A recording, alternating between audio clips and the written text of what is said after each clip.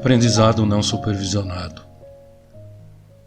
Vamos agora abordar um outro tipo de problema. Partindo de um conjunto de objetos que sabemos que são frutas, nosso objetivo agora é separar subgrupos que compõem certas características comuns. Não sabemos em princípio que frutas temos no conjunto, mas queremos de alguma maneira separá-las em grupos semelhantes. Vamos tirando fotos de cada objeto, porém nesse caso, diferente do sistema supervisionado, não temos uma variável target e um operador que identifica para o modelo o que é este objeto. Sabemos apenas que são frutas. Nesse caso, queremos treinar o modelo de forma a agrupar geometrias e cores de objetos em grupos. O modelo deverá então captar diferentes grupos de objetos chamados clusters. Como no caso anterior, depois de centenas de fotos, alguns padrões começam a aparecer. Nesse caso, nós definimos que dividiremos o conjunto em 3 clusters. Na sequência, captamos as imagens de uma laranja, um tomate, uma maçã, uma pera e um limão, e o modelo foi captando a sequência de bytes de cada uma das imagens. Após percorrer e registrar todas as imagens, e pelo fato de termos pedido ao modelo para dividi-las em 3 clusters, aparecem os resultados. Uma vez posto o modelo em produção, ao apresentar uma nova fruta, ele responderá não qual fruta é, mas a qual cluster pertence essa fruta. Então note que ao definir 3 clusters, o modelo certamente vai errar, por exemplo, juntando limão com pera e maçã com tomate. Para tentar resolver isto, deveríamos definir maior número de clusters, talvez fazendo esse número igual ao número de frutas diferentes que podemos ter.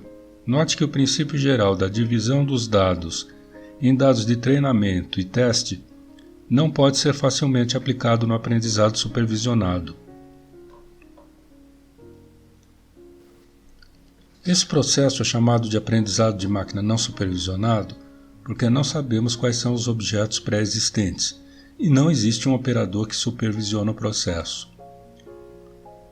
O aprendizado não supervisionado pode ser um objetivo desafiador por si só, porque os dados de entrada para treinar o modelo consistem em conjuntos de valores numéricos sem nenhum target correspondente.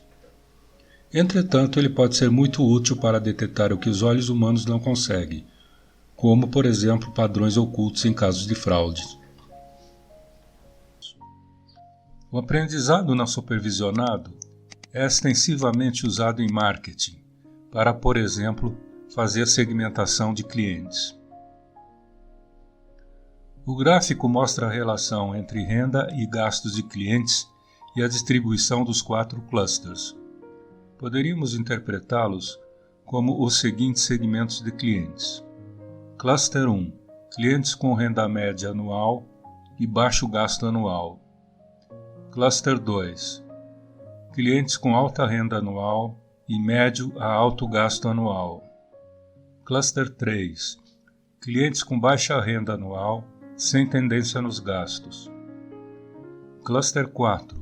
Clientes com renda anual média, mas alto gasto anual. O Cluster 4 claramente é um segmento de clientes em potencial. No entanto, os Clusters 2 e 3 podem ser segmentados ainda mais para chegar a um grupo de clientes-alvo mais específico. Note que neste exemplo somente usamos 2 variáveis, renda e gasto, mas na prática usamos dezenas ou centenas de variáveis para fazer a classificação, como por exemplo, idade, sexo, CEP, produtos comprados e etc. O sistema não supervisionado é aplicado em RH, na seleção de pessoal, detecção de fraudes em sistemas financeiros através de movimentações atípicas, associação entre produtos vendidos em supermercados e muitas outras.